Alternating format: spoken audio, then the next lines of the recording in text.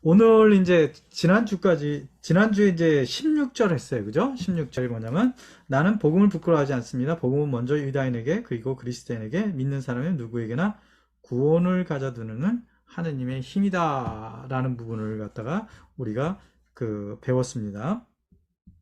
그런데 이제 오늘은 우리가 이렇게, 하느님의 힘이고 역동적인 힘을 우리 삶 안에서 발휘하는 어떤 믿음에 대해서 얘기하고 있는데, 17절에 보면은 바오로 사도가 복음 안에서 하느님의 의로움이 믿음에서 믿음으로 계시됩니다. 이는 성경에 의로운 이는 믿음으로 살 것이라고 기록된 그대로입니다. 라고 얘기합니다. 그래서 의로운이 이거는 이제 같은 어원에서 나오는 건데, 하느님의 의로움을 먼저 이렇게 생각하면 이제 보면은 이게 바로 하느님의 어떤 품성인 자비하심이다라고 합니다. 하느님의 자비하시기 때문에 하느님은 의로우시다라고 얘기하는 겁니다. 그래서 바오로 사도가 얘기하는 의로운이라는 것은 예수님을 믿기 때문에 의로운이라고 불리는 것이죠. 내가 의로운 일을 열심히 해서 의로운 사람이 되는 게 아니라 예수님을 믿기 때문에 의로움이 되는 건데, 이 부분을 이제 뒤에 부분에 가서 또 한번 이제 반복해서 여러분이 아는 것처럼 100% 항상 의로움 이런 거 얘기할 때는 항상 의로움, 구원 이렇게 얘기할 때는 여러분이 떠올라야 되는 건 그거예요. 100%, 100%. 네, 그거를 알면 굉장히 이해하기가 쉽습니다. 그래서 이런 의로움에 대한 것을 생각할 때, 하느님의 의로움에 버금가는 또 계시가 있죠. 그러니까 하느님이 의로우신 분이다. 그것은 바로 하느님의, 진노라고 표현도 되고, 하느님께서 진노하시는 분이시다. 라고도 표현되고, 로마서 11장 22절 보면, 바오로 사도는 이렇게 얘기해요. 하느님의 인자하심, 그죠? 인자하심, 이런 게 우리의 자비에 대한 부분이잖아요. 그게 또 의로움이라고 얘기할 수 있고, 그런 인자하심과 함께 준엄하심도 생각하십시오. 이렇게 얘기합니다. 그러니까 하느님께서 잘못한 것에 대해서 반드시 그것을 짚고 넘어가시는 분이다. 라는 것. 그래서 하느님의 진노는 하느님의 의로움을 드러내기 위해서 그 배경이 되는 것이다. 그래서 이제 우리가 18절에, 다음 주에 18절 볼 건데, 18절에 이제 한 인간의 죄와 하느님의 진노란 부분이 이렇게 나오게 됩니다. 그런데 이제 여기서는 우리가 17절에서 우리가 이해해야 되는 부분은 그럼 이것입니다. 하느님의 의로움이 믿음에서 믿음으로 계시됩니다. 이는 성경에서 의로운 이는 믿음으로 살 것이다 라고 기록된 그대로입니다. 여기서 의로운 이는 믿음으로 살리라라는 이 성경 구조를 갖고 우리가 이제 오늘 풀어나가는데, 이게 무슨 뜻인가 하는 건데, 이 성경 구절에 맞는 것들이 이제 세 가지가 있습니다. 첫 번째는 하박국을 보겠습니다. 하박국서로 우리가 이제 잠깐 이제 하박국서를 통해서 이 말뜻이 무엇인지를 갖다 우리가 보는 겁니다. 그래서 이제 하박국은 어떤 예언을 했는가? 하박국 예언자의 시대에는 아시리아가 주춤하던 시대에서, 아시리아가 막 세력을 넓히고 그런 상태에서 잠깐 주춤하던 시대에 유다를 괴롭히지 않았던 때란 말이죠. 그래서 유다가 잠시 편안했다고 합니다. 편안했다는 거죠. 그렇게 편안해지니까, 그러니까 뭐죠? 이스라엘의 역사는 뭐죠? 항상 어려움이 있고 그럴 땐 뭐죠? 하늘께 굉장히 의지를 많이 하죠. 그죠? 마치 우리처럼. 그러니까 구약을 읽어야 되는 거, 그 다음에 이스라엘의 백성의 어떤 역사를 보는 것은 바로 우리를 보는 겁니다. 우리의 삶을 보는 거예요. 그래서 어렵고 핍박당하고 그럴 땐 늘 하느님께 의지했었어요. 그런데 그것이 없어지니까 그 다음에 어떤 일이 생기냐? 그 다음에 하느님을 신뢰할 필요가 없어진 거죠. 이스라엘 백성들이. 그래서 왜냐하면 모든 것이 잘 되었기 때문에, 하느님 없이도 외세 침략도 없고 잘 된다고 생각하기 때문에, 하느님이 필요 없다고 생각하는 유다인들, 그러면서 잘못하는 그것에 대해서 이제 하박국이 불평하는 것이 바로 하박국서입니다. 그래서 하박국은 왜 주님의 정의가 이렇게 악하고 부패한 시대와 사회의 인간들에게 시행되지 않습니까? 라고 이제 얘기하는 것이죠. 당신의 정의를 왜 드러내지 않느냐? 이런 식으로 사실은 하박국이 얘기를 하고 있습니다. 그런데 야훼 하느님은 불의한 백성들과 그 왕들은 반드시 벌을 주고 징계할 것이라고 이제 답을 하십니다. 그래서 갈대아 사람들이 하느님의 채찍이 되어서 범죄한 유다 민족과 왕들을 벌할 것을 이제 가르쳐 주는 거죠. 하박국서를 통해서. 어쨌든 하박국의 그 불평에 대한 하느님에 대한 대답인데 대답의 관점을 얘기하면서 이제 우리가 로마서 그 1장 17절에서 나오는 그 의로운 이는 믿음으로 살리라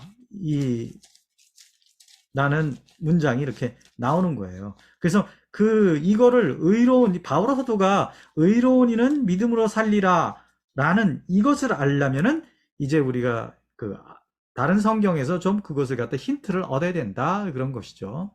그래서 이제 우리 하박국서를 보고 있는데 하박국서에서 이제 불평에 대해서 탄원하죠. 당신께서는 왜 정의를 이렇게 불의한 백성들과 왕에게 정의를 실현하지 않습니까? 한편으로는 그죠? 지금 우리 사회가 그렇죠. 굉장히 사회가 부패해지고 이렇게 불의가 많이 이렇게 펼치고 있는데 마치 하느님께서 아무것도 하시는 것 같지 않아요. 그죠? 근데 이 하박국서에서 이렇게 얘기하는 것이죠. 하느님에 대한 불평이 왜 유다를 심판하지 않느냐 하고 하박국이 불평하니까 하느님이 응답하시지만 하박국은 만족하지 못합니다. 근데 바로 그것은 바빌론 갈대아인들을 사용해서 하느님께서 응징할 것이다. 이스라엘 백성들의 불의를 이렇게 얘기하는 것이죠. 그리고 제 힘을 하느님으로 여겨 죄를 지은 자들 그들은 바람처럼 지나가리라. 이제 1장 11절에 보면은 이제 마치 요새 사람들이 그렇잖아요. 마치 자기 힘이 마치 하느님과 같이 하느님의 힘인 양 이렇게 생각하면서 사는 사람들이 굉장히 많잖아요. 근데 그들은 바람처럼 지나가리라 라고 얘기합니다. 그러니까 또 이제 하박국이 질문합니다. 어떻게 무자비한 갈대인들이 당신의 도구가 될 수 있습니까? 물론 당신의 정의를 실현하는데 어떻게 저런 악한 자들이 무자비한 갈대인들이 당신의 도구가 될 수 있습니까? 또 먹지 않고 물고기를 잡아서 던지는 민족들을 사용할 수 있습니까? 이런 질문을 계속하는 거죠. 나는 이해하지 못하지만 하느님이 하시는 일을 지켜보리라. 그래서 하박국이 하느님께서 뭘 하시는지를 이제 지켜본다 이런 것이죠. 그런데 바로 이때에 바로 나오는 단어가 바로 의인은 믿음으로 살리라 라는 말입니다. 그래서 이 의인은 믿음으로 살리라라는 이 말씀이 무엇인지 이것을 갖다가 우리가 이제 이것을 통해서 보면은 그런 것이죠. 2장 4절에 보면은 이제 보라 뻔뻔스러운 자들 그의 정신은 바르지 않다. 뭐죠? 하박국이 보는 그런 어떤 이스라엘 백성들의 어떤 불의한 사람들, 불의한 왕들 이런 사람들인 거죠. 그래서 그들은 뻔뻔스러워지는 거죠. 하느님 계시는 것도 생각하지 않고 요새 우리 사회도 이 뻔뻔한 사람들이 많잖아요. 정신승리란 단어로 요새는 이렇게 표현을 하더라고요. 그러면서 그런 자들은 다 뻔뻔한 자들이죠. 올바르지 않은 건데도 우기면서 그것이 옳다라고 생각하는 이런 사람들. 그의 정신은 바르지 않다라고 성경에서 분명히 얘기하죠. 얼굴이 뻔뻔한 사람들은 정신이 바른 사람들이 아니다. 그러면서 그러나 의인은 성실함으로 산다라고 얘기합니다. 의인은 이것을 다른 말로 이제 표현하면 믿음으로 산다 이렇게 표현이 돼요. 그래서 이 부분은 악의 시대에 어떻게 인간은 악의 시대에 인간은 어떻게 하느님의 심판과 그 결과물 앞에서 살 수 있는가 하는 겁니다. 악이 창궐한 시대에 인간은 어떻게 하느님의 심판과 그 결과물 앞에서 살 수 있는가 하는 것을 이제 얘기하는 것이죠. 그래서 하박국은 그 종교적 세계관의 중심 문제를 제시하고 있고, 이에 대한 궁극적인 답은 바로 의인은 믿음으로 살리라 하는 것이죠. 세상이 이렇게 막 부패가 되고 이 뻔뻔스러운 인간들이 많고 불의한 인간들이 많을지라도 그런 세계 속에서 마치 하느님이 안 계시는 것 같고 하느님의 정의가 실현되지 않는 가운데에서 의인은 어떻게 살 것인가? 바로 로마서에게서는 믿음으로 의화된 의로움을 가진 사람은 어떻게 살아야 되는 것인가? 그것은 바로 믿음으로 살리라 라고 얘기하는 겁니다. 그래서 악인의 시대에도 그 반대 물결이 넘실거리는 것입니다. 그러니까 악이 그 많은 곳에, 그래서 바울 사도가 로마서 이제 5장 보면은 그 5장 20절에 이제 나중에 풀이하겠지만, 죄가 많아진 그곳에 은총이 충만히 내렸다. 바로 이런 것과 같은 맥락입니다. 악인의 시대에도 그 반대의 물결이 사실은 넘친다는 것이죠. 그래서 하박국 2장 14절 보면은 물이 바다를 뒤덮듯이 땅은 주님의 영광을 아는 지식으로 가득하리라. 이 아이러니예요. 이 분리가 넘쳐나고 악인들이 막 이렇게 그 판을 치는 그때에 오히려 하느님을 아는 지식이 이 땅에 가득하리라. 이사야서 11장 9절에도 이 말씀이 있습니다. 이사야서 보면은 11장 9절에 보면은 그 나의 산, 여기서는 이제 나의 거룩한 산 어디에서도 사람들은 악하게도 패덕하게도 행동하지 않으리니 바다를 덮은 물처럼 땅이 주님을 알므로 가득하기 때문이다. 그러니까 거룩한 곳에서도 그 바다를 덮는 물처럼 땅이 주님을 아는 것으로 가득하지만, 또 이렇게 그 패덕한 시대에도 또 땅은 물이 바다를 덮은 듯이 땅은 주님의 영광을 아는 지식으로 가득하리라. 그러니까 악에 대해서 악이 이렇게 드러날 때 하느님께서는 반드시 뭐죠? 그에 상하는 당신의 역할을 한다라는 것이죠. 그래서 아까 제가 뭐라 그랬죠? 이런 하느님의 어떤 그 진노가 그 하느님의 자비의 뒷배경이다, 이렇게 제가 말씀드렸잖아요. 바로 그런 것입니다.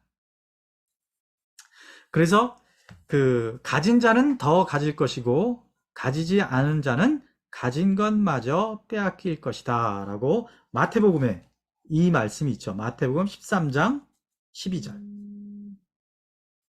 마태복음 13장 12절 보면, 사실 가진 자는 더 받아 넉넉해지고 가진 것이 없는 자는 가진 것마저 빼앗길 것이다. 그런데 이 말씀하시는 것은 뭐에 대한 거냐면 그 씨 뿌리는 사람의 비유를 하시면서 얘기하는 거예요. 그래서 듣지 않는 자는, 듣고 깨닫지 않는 자는 가진 것마저 다 빼앗길 것이고, 듣고 깨닫는 자는 뭐죠? 가진 자는 더 받아서 넉넉해질 거다라는 것을 얘기하는 겁니다. 그리고 이 부분과 연관해서 우리가 또 이제 생각해 봐야 돼요. 이건 이제 말씀을 듣지 않으면, 하느님 말씀을 듣지 않으면 뭐죠? 우리가 알고 있던 것도 점점 잃어버린다, 이런 거예요. 그러니까 여러분이 이렇게 로마서 같은 걸 갖다 이렇게 계속해서 이렇게 배워야 돼요. 하느님의 말씀도 계속 배워야 되고, 진리도 계속해서 교회 가르침을 통해서 우리가 알아야 하는 그 진리도 계속 우리가 배워야 됩니다. 왜? 인간은 자꾸만 잊어먹잖아요. 그죠? 그래서 우리의 신앙은 뭐라 그러죠? 우리 신앙은 신명기에 보면 그 이스라엘 백성들이 이제 가나안 땅으로 들어갈 때 하느님을 많이 체험했지만, 그죠? 40년 동안이나 하느님을 체험하면서 살았잖아요. 하느님이 계시다는 거. 근데 가나안 땅에 들어가서 젖과 꿀이 흐르는 그곳에 들어가서 풍요로운 삶을 살 때 너네들이 하느님을 잊지 말아라. 그래서 우리의 신앙은 바로 기억하는 신앙입니다. 근데 기억한다는 건 계속해서 우리가 뭐죠? 자극을 받아야 되는 것이죠. 자극. 그래서 우리가 바오로 사도는 그 어딘지 제가 모르겠는데 여러분이 갖고 있는 그 열정을 꺼지지 않게 하십시오라고 이렇게 우리에게 얘기한단 말이죠. 그런 노력을 해야 된다. 그런데 우리가 그런 노력을 하지 않고 어떤 뭐를 핑계로, 그게 핑계일 수도 있고 그게 현실일 수도 있어요. 그럼에도 불구하고 그런 것에 의해서 우리가 이렇게 성경 공부를 하는 것도 안 하고 또 진리를 갖다 이렇게 그 더 배우는 거, 그 다음에 기도하는 거, 묵상하는 거 이런 걸 하지 않으면 어떻게 되죠? 우리가 갖고 있던 우리 안에 하나님 말씀이 사라져가고 또 진리를 잊어버리게 된다라는 것이죠. 그래서 빼앗긴다라고 얘기하는 것이죠. 그리고 두 번째 우리가 알아야 되는 것은 그 그리스도인으로서 우리가 알아야 되는 것은 마태복음 25장 29절에 같은 말씀을 하셔요. 25장 29절에 또 똑같은 말씀을 하셔요. 누구든지 가진 자는 더 받아 넉넉해지고 가진 것이 없는 자는 가진 것마저 빼앗길 것이다 라고 얘기하셔요. 근데 여기서는 이 말씀하시기 전에 뭘 말씀하시냐면 달란트 비유를 해요. 그래서 그 10달란트, 5달란트, 그 다음에 여기 5달란트, 2달란트, 1달란트, 그러니까 예를 갖다 이렇게 드는 거죠. 그래가지고 그 1달란트 있는 사람은 숨겨두고 아무것도 사용하지 않았어. 그죠? 그래서 나중에는 어떻게 되죠? 그 뺏기는 거예요. 그런데 5달란트 한 사람은 또 그걸 사용해서 또 다른 걸 더 벌었고, 그 다음에 그 5달란트 더 벌고, 2달란트 한 사람도 2달란트를 사용해서 2달란트를 더 번 것이죠. 그 얘기는 뭐냐? 하느님을 하느님을 섬기는 사람으로서, 그리스도의 제자로서 하느님께서 나해 주신 그런 달란트를 하느님을 위해서 사용하지 않으면 그것 내가 갖고 있는 그 능력이 빼앗긴다. 내가 갖고 있는 것들이 사라져갈 것이다. 가진 것마저도 빼앗긴다. 그러니까 어떻게 되죠? 우리가 봉사해야 되는 거예요. 우리가 섬겨야 되는 거예요. 시간을 내서. 그래야만 내가 하느님께서 나에게 주신 그 달란트를 내가 잊어먹지 않고 또 빼앗기지 않습니다. 그렇지 않으면 안 돼요. 그래서 제가 이제 내적 치유 기도를 하잖아요. 그래서 내적 치유 이제 기도 배울 때도 그다음에 그 성령의 은사를 아는 사람들은 그죠? 은사를 사용하지 않으면 은사가 없어져요. 그래서 은사는 계속 사용해야 되는 거예요. 그것처럼 사용하면 사용할수록 어떻게 되죠? 더 커지는 거죠. 그러니까 내가 기도를 갖다 자유 기도를 또 다른 사람을 위해서 기도하는 것을 많이 하면 할수록 내가 더 잘 기도할 수 있고 또 심령언어를 하면 할수록 심령언어를 더 잘할 수 있어요. 근데 심령언어를 딱 하지 않아 버릇하면은 나중에 심령언어를 못 해요. 이런 것들이 여기에 포함된다라는 거 알아야겠습니다. 그래서 여기서는 이제 하느님의 영광을 아는 지식이 바로 그 물이 바다 덮듯이 가득하리라 이렇게 얘기한 것처럼 우리도 바로 하느님을 아는 그런 어떤 우리 상황을 통해서 끊임없이 하느님은 당신을 드러냅니다.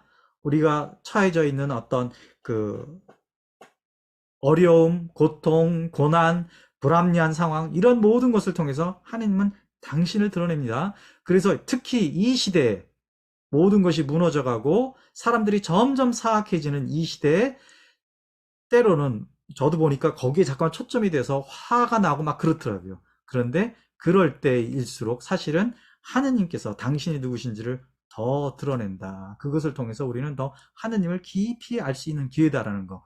이것을 우리가 잘 알아야 된다는 것이죠. 그리고 그렇기 때문에 바로 의인은 믿음으로 산다 이렇게 얘기했는데 그 영어로는 faithful to God 이런 뜻을 이렇게 써요. 그러니까 하느님께 성실함으로써 살아간다. 이런 악의 시대에 우리는 어떻게 이것을 견뎌낼 수 있을까? 이 하느님의 그 어떤 그 심판과 그 심판 앞에서 하느님의 어떤 너를 행실대로 갚을 것이다라는 이 말씀하신 그것에 대해서 우리는 어떻게 처신을 해야 되는가? 왜? 주변에서 다 그렇게 사니까. 다 악행을 하고 그것이 마치 옳은 것처럼 할 때 나는 어떻게 살아야 되는가? 그럴 때 우리가 해야 되는 건 뭐죠? 하느님의 말씀에 충실한 거, 하느님께 충실한 거, 하느님께 성실한 것으로 사는 것이 바로 내가 믿는 사람으로 사는 것이다. 내가 의로운 사람으로 사는 것이다. 라는 것을 얘기하는 겁니다. 어쨌든 이런 부분에 대해서 이제 하느님께서 이렇게 2장 20절 보면 주님께서는 당신의 거룩한 성전에 계시다. 온 세상은 그분 앞에서 조용히 하여라. 이렇게 얘기합니다. 이렇게 이제 하느님께서 어떤 판결을 내리는 그런 상황인 거죠. 그럴 때 이제 두 종류의 사람이 있다고 합니다. 하나는 교만한 사람과 하나는 의로운 사람이라고 합니다. 교만한 사람은 어떤 사람이냐? 마치 하느님이 없는 것처럼 사는 사람. 다시 말해서 자기 중심적으로 사는 것. 그리고 자기 능력으로만 살려고 하는 사람. 이런 사람이 교만한 사람이라고 합니다. 그리고 현대인들은 뭐죠? 이게 나르시스적인 그런 어떤 삶을 살죠. 그리고 자기 만족이 우상화돼 있어요. 그죠? 자기 만족을 모든 것의 기준으로 돼 있는 거. 이런 사람을 우리는 지금 자기 만족을 중심으로, 자기 만족을 모든 것의 기준으로 산다 그러는데 다른 말로는 교만한 사람이다 이런 뜻입니다. 교만한 사람. 그래서 얼마나 요새 그런 사람들 많이 봅니까? 쉽게 얘기해서 우리가 신앙 얘기하면 나는 신앙을 안 믿는다. 그럼 당신은 뭐를 믿습니까? 나는 나 자신을 믿는다. 그런 얘기할 때마다 그런 말이 해줘야 되는 거예요. 참 피곤하겠다. 인생 사는 게. 왜? 내 힘으로 모든 걸 산다는 건 뭐죠? 내 삶 안에 일어나는 모든 것을 내가 다 컨트롤해야 되잖아요. 그게 자기 힘으로 산다는 거잖아요. 그러니까 얼마나 머리가 아프겠어요. 제가 어떤 자매님을 이제 알고 있는데 그 자매님이 아는 사람이 정치계에 있는 사람이래요. 정치계에서 정치고 뭐 이런 거 하는 사람인가 봐요. 근데 이제 굉장히 똑똑하고 그래서 아주 정치적으로 큰 일도 많이 하고 그러는데 만날 때마다 머리가 아프다고 그렇게 자주 머리 아프다 이런 얘기를 한대요. 그래서 저는 그렇게 얘기해요. 당연하다. 왜? 그 사람 신앙이 있냐? 신앙이 없대. 그러니까 하나님을 안 믿는데. 그러면 당연한 거다. 왜? 정치를 하려면 얼마나 많은 경우 가짓수를 갖다가 다 생각하게 해야겠어요. 사람들이 사람들을 갖다 이렇게 다 통제하고, 그죠? 또 이렇게 각 정치라는 건 각 분파가 있어가지고 서로가 치고받고 싸우고 자기가 뭐랄까, 주도권 싸움, 이런 것들이 강하잖아요. 그러면 그거를 다 통제하고, 그걸 다 내 손아귀 에서 이렇게 잡아서 주물럭대야 되잖아요. 그러니 얼마나 많은 가지 경우 수를 갖다 다 생각해보고 그것에 맞는 것들을 갖다 다 처리해야겠어요. 그죠? 그러니까 나는 나 자신을 믿는다고 얘기하는 사람 대부분 사람 다 무지한 사람이야. 자기가 무슨 말 하는지 모르는 거예요. 근데 정말로 아는 사람은 내가 정말 왜 이렇게 피곤하게 살아야 되는가 하는 것을 깨달을 거고, 그런 사람에게 하느님을 얘기해 주면 사실은 쉽게 하느님을 받아들일 가능성이 많이 있습니다. 근데 의로운 사람이라는 것은 바로 믿음이 있는 사람이다. 믿음에는 하느님의 말씀과 그분의 정신에 성실하다는 그런 의미가 포함되어 있다는 것이죠. 그러니까 내가 믿는다는 것은 하느님의 말씀과 그분의 정신에 내가 충실히 따른다라는 것이 포함되어 있다는 것이죠. 그래서 모든 악한 상황에서도 하느님께 성실함과 충실함이 있는 그 사람이 바로 의인이라는 것이죠. 의로운 사람이라는 것이죠. 왜냐하면 하느님께 그 사람이 의지하기 때문에 흔들림이 없기 때문에 그렇습니다. 하느님께 의지하니까 흔들림이 없죠. 하느님께 성실하고 충실하고, 주변 사람들이 다 떨어져 나가고, 주변 사람들이 다 하느님을 믿지 않고, 주변 사람들이 다 합리화 정당화하면서 조금씩 신앙의 진리를 갖다 이렇게 퇴색시키고 변질시키고 그다음에 이렇게 타협하는 그런 것을 통해서 자기가 하느님이 하지 말라는 것들을 하면서 그것을 정당화해 나갈 때 나는 의로운 사람은 흔들림이 없다. 왜 흔들림이 없을까요? 시편 37장 31절에 나와 있죠. 이거 이제 여러분 자녀가 있는 사람들한테는 이걸 꼭 얘기해 줘야 되는 거죠. 30절에 보면 의인의 입은 지혜를 자아내고 그의 혀는 올바른 것을 말한다. 그리고 자기 하느님의 가르침이 그의 마음에 있어 그 걸음이 흔들리지 않는다. 의인이 흔들리지 않는 이유는 하느님 향해 나가는 발걸음에서 흔들리지 않는 이유가 자기가 힘이 있어서, 자기가 똑똑해서, 자기가 지혜로워서 그런 것이 아니라, 자기가 경험이 많아서 그런 게 아니라 하느님의 가르침이 그의 마음에 있어서 흔들리지 않는 거예요. 하느님의 가르침이 어떻게 우리 마음에 있을 수 있겠습니까? 그것은 성경을 읽어야 되는 거죠. 하느님의 말씀을 알아야지 그것이 내 마음에 들어가 있는 거죠. 성경을 읽지 않으면서 나는 하느님을 향해 나가는데 흔들림이 없다? 뻥이에요. 그렇지 않으면 소리공학에서 사용하는 이 전문 용어 있잖아요. 그건 다 개소리일 수 있다, 개소리. 이거 명확하게 우리가 알아야 됩니다.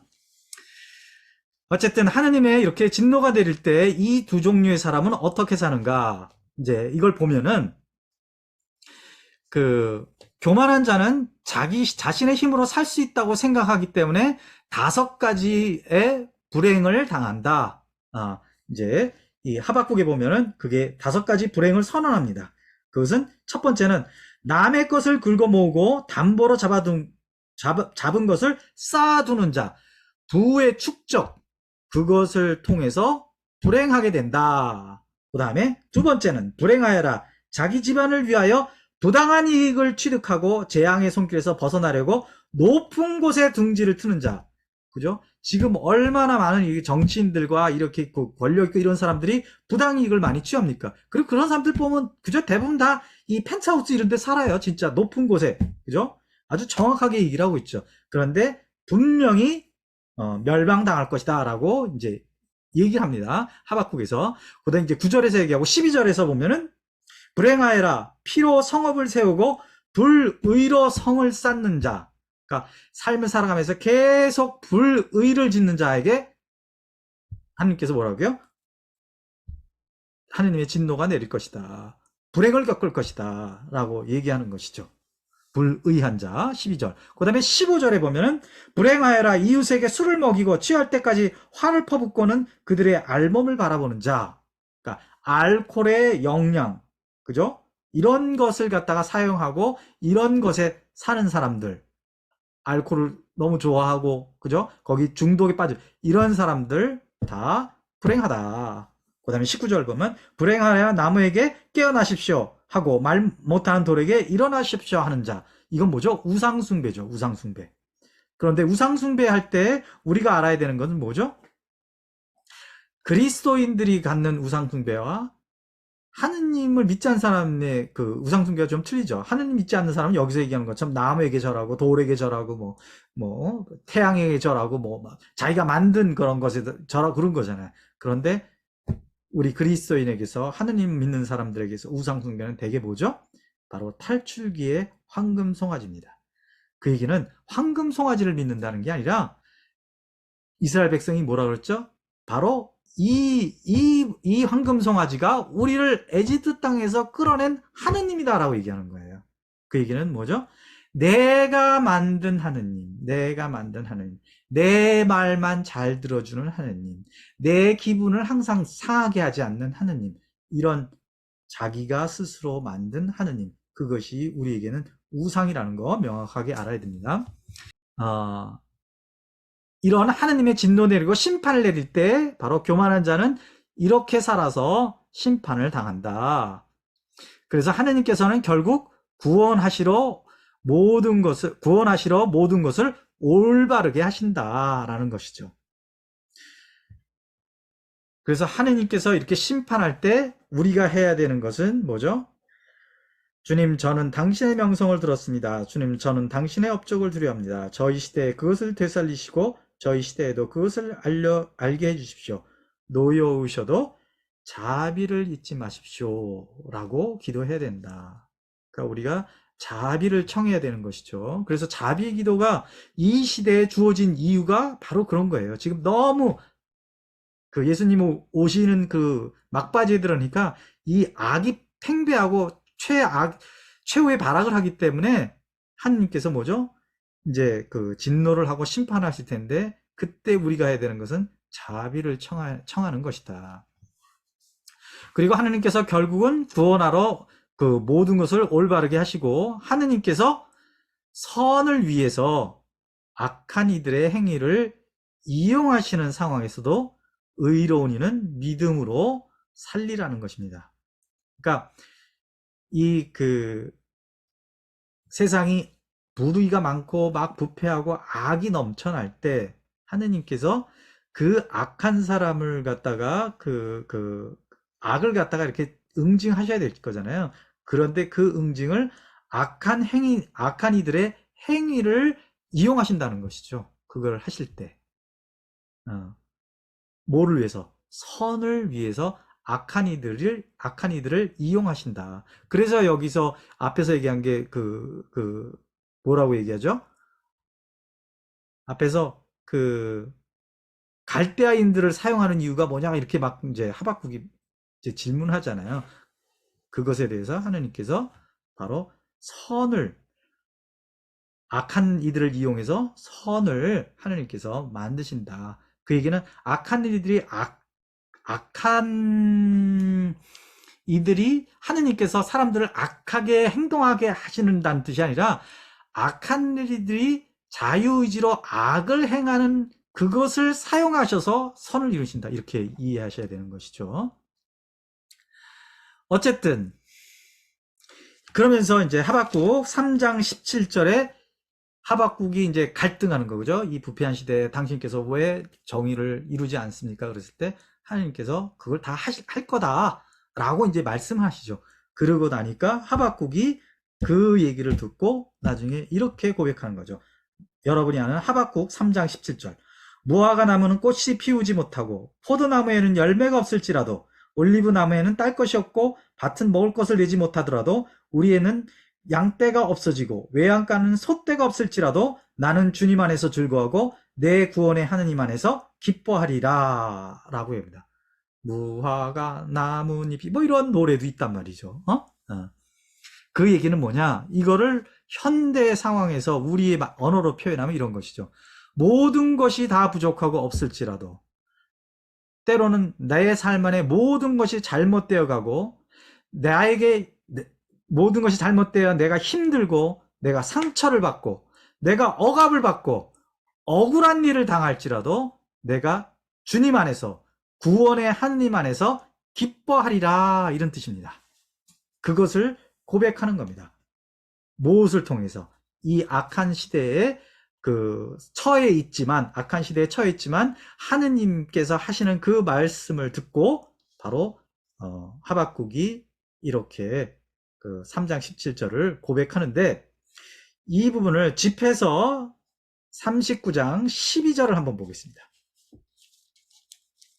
집해서 39장 12절 보면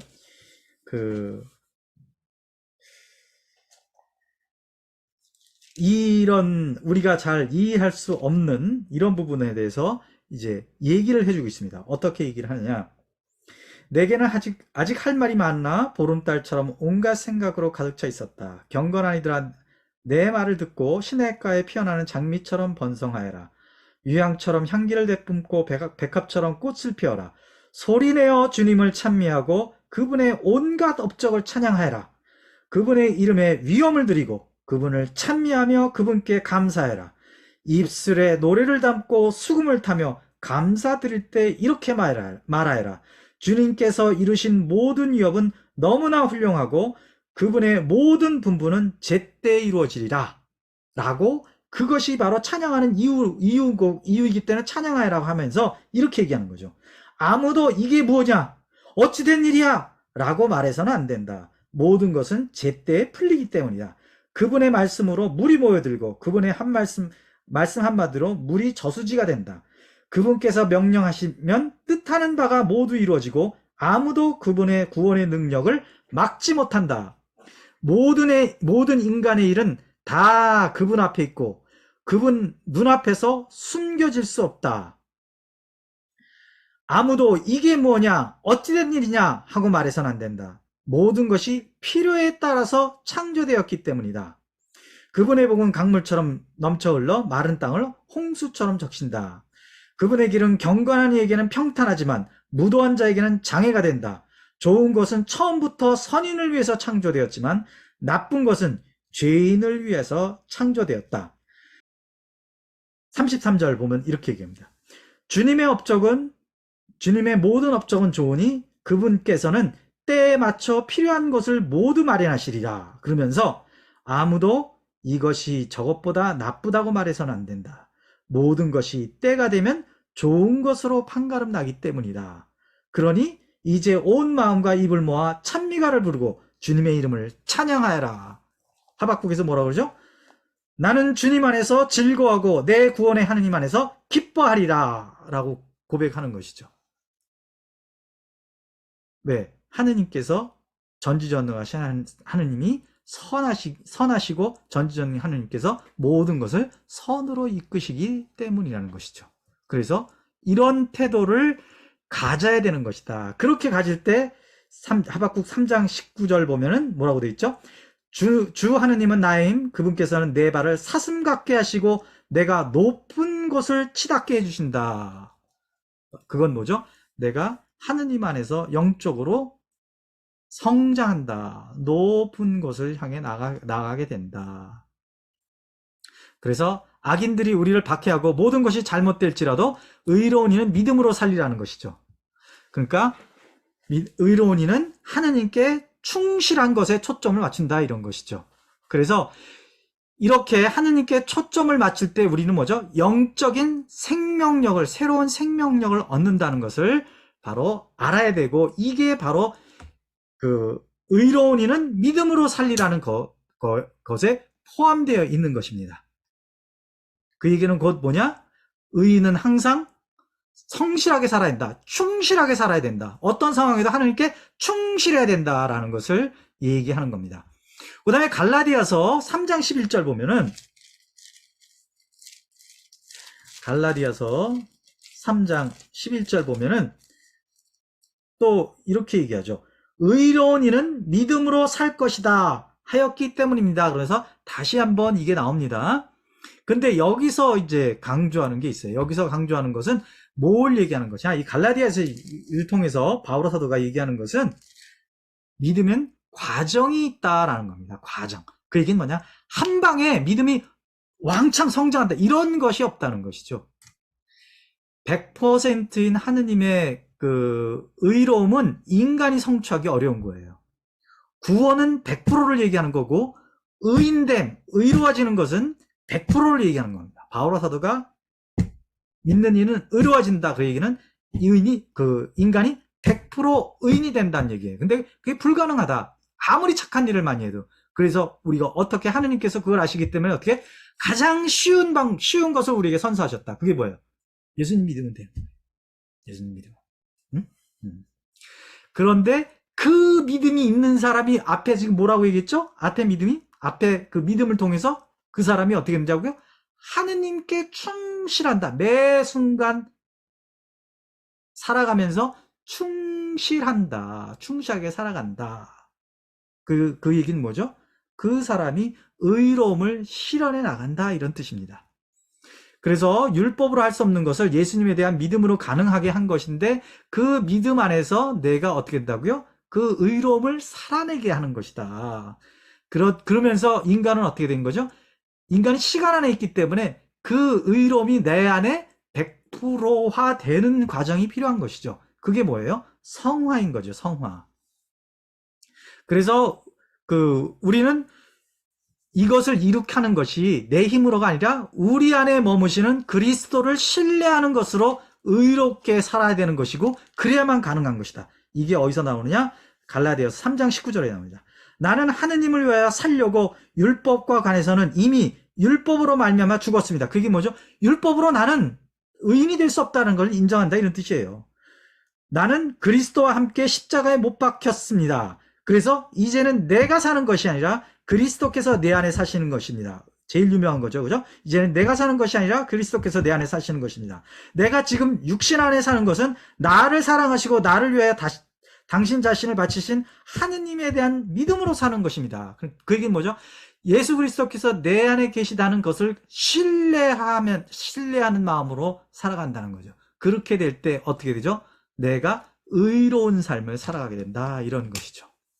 그리고 내 안에 계시는 예수님께서 나를 누구에게 인도받게 하시는 거예요? 성령께 인도받게 한다. 그래서 3장 3절에 보면, 갈라디아 3장 3절에 보면 이렇게 얘기하는 것이죠.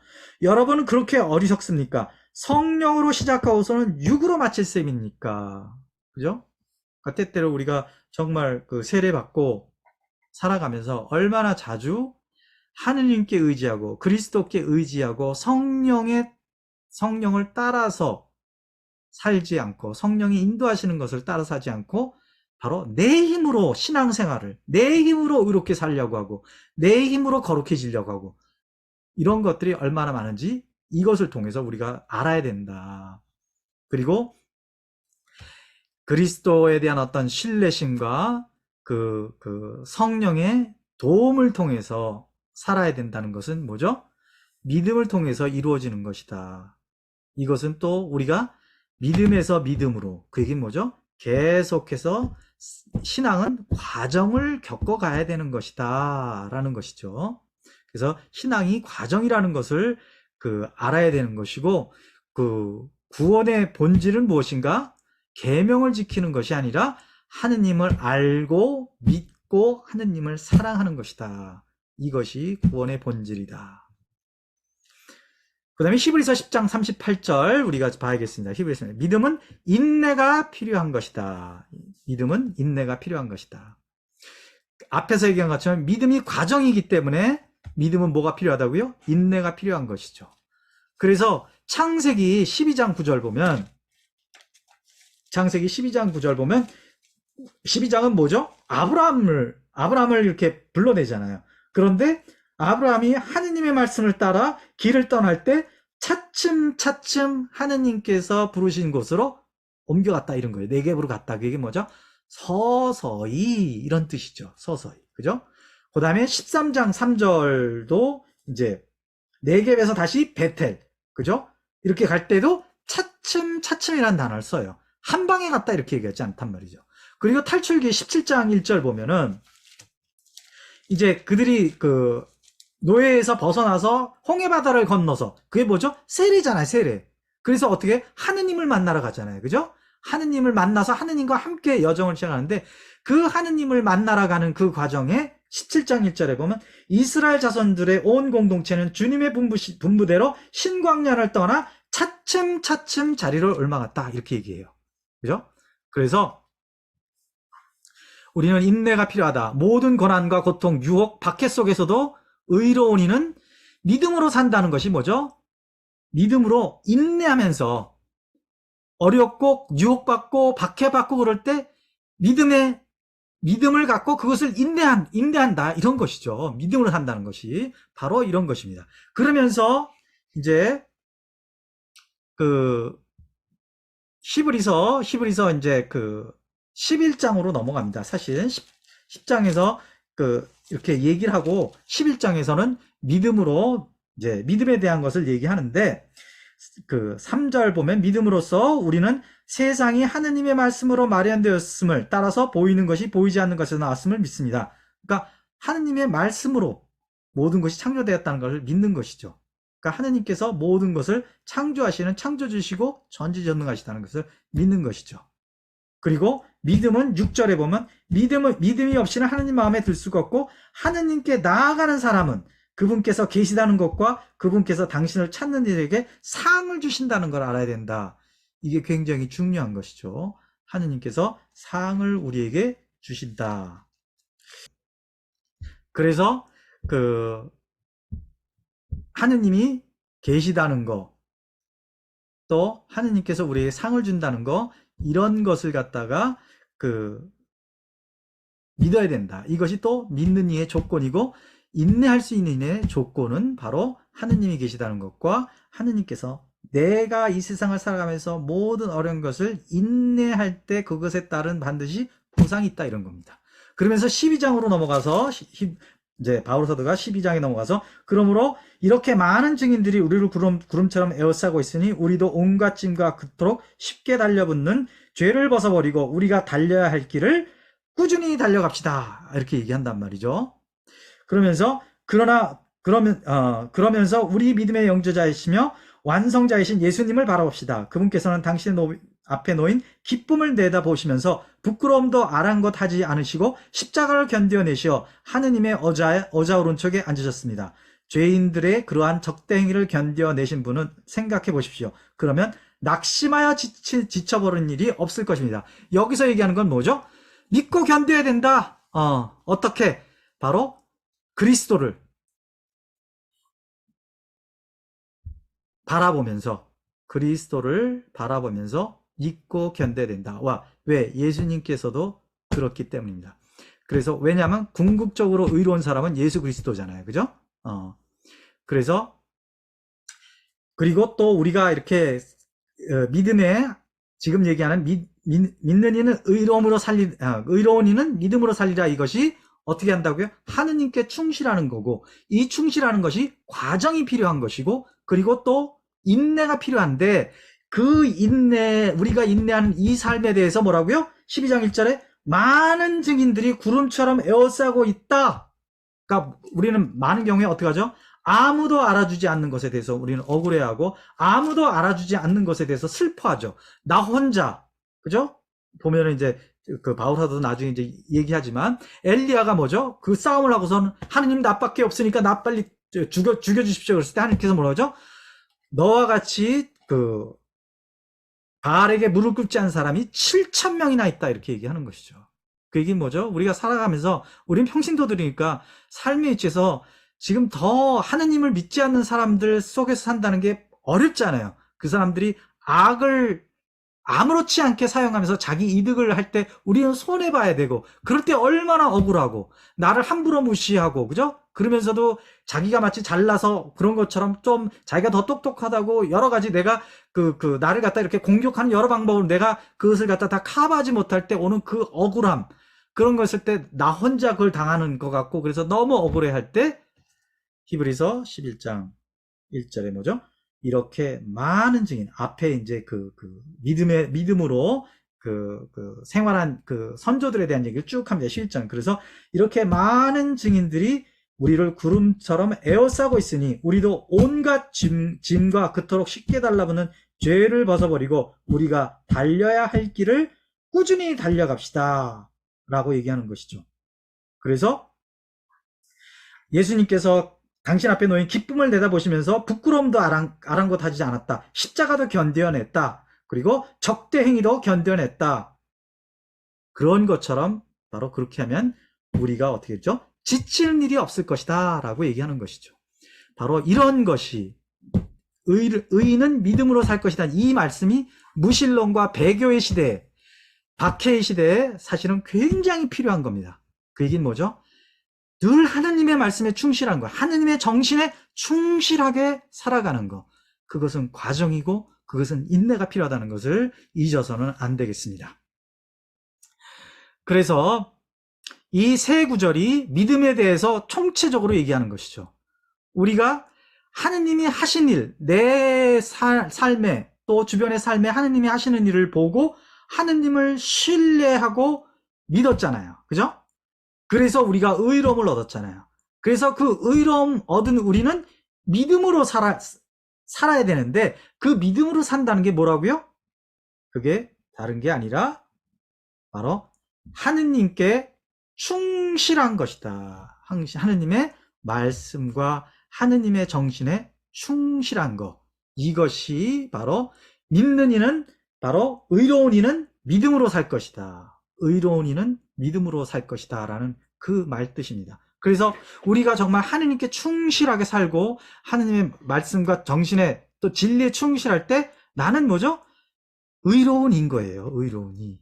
네? 그것을 잊으셔는 안 되고, 내가 예수님을 믿었기 때문에 내가 의로운 이가 된 거죠. 세례를 받아서 의로운 이 됐으니까 내가 어떻게 살아야 된다고요? 어떤 상황에도 항상 하느님의 말씀에 충실해야 된다. 나의 나약함으로 자꾸만 합리화하고 정당하고, 우리 달인들이잖아요. 합리화의 정당화의 달인. 우리가 죄를 고백할 때 생각과 말과 행위에 대해서 고백하지만 최종적인 영적으로 깊이 들어가면 그 다음에 깨닫는 게 뭐죠? 생각, 말과 행위를 생각과 말과 행위로 죄를 지었으며 또한 자주 의무를 소홀히 하였나이다. 그 의무가 뭐죠? 하느님께 충실한 겁니다. 우리가 세례할 때 서약을 한 거니까. 또 우리 회원들은 뭐죠? 공동체에 충실하게 살아가는 거. 서약한 것을 충실하게. 그죠? 공동체에서 사실 우리가 서약한 거 이상으로 뭔가를 갖다 하려고 이제 리더십에서 많이 노력을 하죠. 그죠? 어느 공동체나 그렇게 리더십은 그런 걸 노력할 겁니다. 그런데도 불구하고 때때로는 회원들은 저도 회원을 한 십몇 년 살아봤기 때문에 안단 말이죠. 이 자꾸만 해야 할 의무를 갖다가 안 하려고 하고 자꾸만 핑계대고 잡리하고 정당하려는 이런 것들이 있어요. 그래서 이런 거를 알아가지고 김일성이가 오죽했으면 그런 얘기를 했겠어요. 전 인민의 간부하라는 것들은 그런 것들을 아주 이렇게 파악해서 그런 거죠. 인간의 그냥 성향이야, 인간의 성향.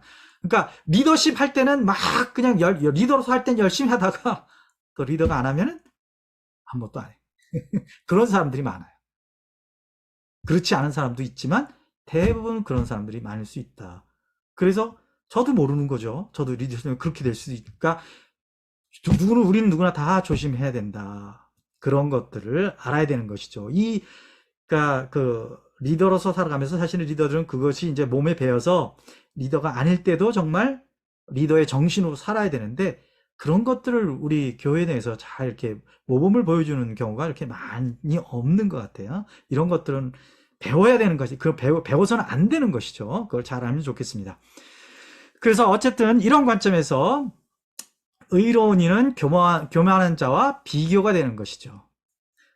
교만한 자는 의로운 이가 아닌 건데, 이제 그는 18절에 이어지는 사람입니다. 그래서 바울서가 로마서 1장 18절에 이제 교만한 자에 대해서 이제 의롭지 않은 사람들이 누군지에 대해서 이렇게 얘기하면서 이제 얘기를 해나갑니다. 풀어나갑니다. 그래서 의로운 이는 예수님에 대한 믿음을 갖고 있는 사람입니다. 그리고 성령께서 그의 삶을 인도하게 하는 사람이죠. 성령께서 그의 삶을 인도하게 하는 사람이고, 성령께서 우리의 삶을 인도하는 것은 어떻게 인도할까요? 항상 뭐죠? 주님의 말씀에 충실하게, 하느님의 말씀에 순종하는 것, 그렇게 인도하는 것이죠. 예수님께서는 거기에 맞게 우리에게 은총을 주시는 것이죠.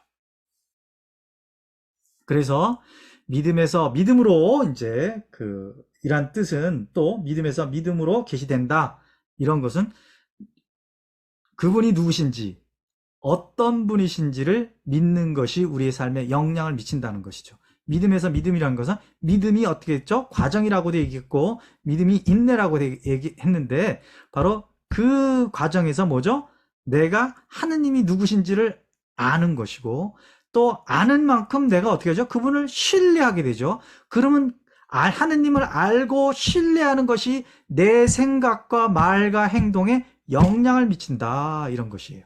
마태복음 25장 24절 달란트 비유에 보면 너는 왜 아무것도 하지 않았냐 이렇게 얘기했을 때 주인님께서 모지신 분이어서 두려운 나머지 이런 말을 써요. 그러니까 그 사람이 그래서 거기서 벌을 받잖아요. 뭐라고 벌을 받죠? 네가 나를 그렇게 생각했다면 내가 거기에 의해서 너에게 벌을 주겠다, 이런 것이죠. 그러니까 우리가 하느님을 잘못 생각하면 뭐죠? 하느님께서 거기에 맞게끔 그 사람의 삶이 이루어지게 나간단 말이죠. 그래서 이걸 통해서 우리는 믿음에서 믿음으로 우리가 믿음이 우리를 보호해 준다는 것을 알아야 되는 것이죠. 믿음을 통해서 하느님의 힘으로 우리가 보호를 받습니다. 그게 어디 있죠? 베드로전서 1장 5절에 있습니다. 베드로전서 1장 5절 보면은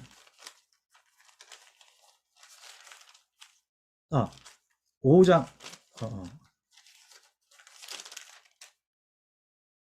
5장 7절입니다. 아닌데? 내가 헷갈리는 건가? 예. 1장 5절입니다. 1장 5절. 5장, 그건 또 다른 거고. 여러분은 마지막 때에 나타날 준비가 되어 있는 구원을 얻도록 여러분의 믿음을 통하여 하느님의 힘으로 보호를 받고 있습니다. 그러니까 우리가 믿을 때 하느님께서 당신의 능력으로 우리를 어떻게 하신다? 보호해 준다라는 것이죠. 이게 말씀이에요. 그럼 우리가 생각해 봐야죠. 나는 믿음으로 지금 세상의 영향과 사조 그리고 유혹에 보호받고 있는가? 한번 퀘스천 마크를 해봐야겠죠. 그래서 이제 이걸 마치면서 우리가 기억해야 되는 것은 하느님이 누구신지 또 어떤 분이신지를 알고 믿는 것이 우리의 삶에 영향을 미친다는 것을 우리가 기억해야 되고, 그래서 우리가 성경 공부를 해야 되고, 그래서 교회 가르침을 우리가 배워야 되고, 또 기도 생활과 성사 생활을 해야 되는 것이죠. 그래서 아는 만큼 살고 사는 만큼 또 아는 거예요. 이 부분을 잘 기억하셨으면 좋겠습니다. 그래서 오늘은 여기까지 하도록 하겠습니다.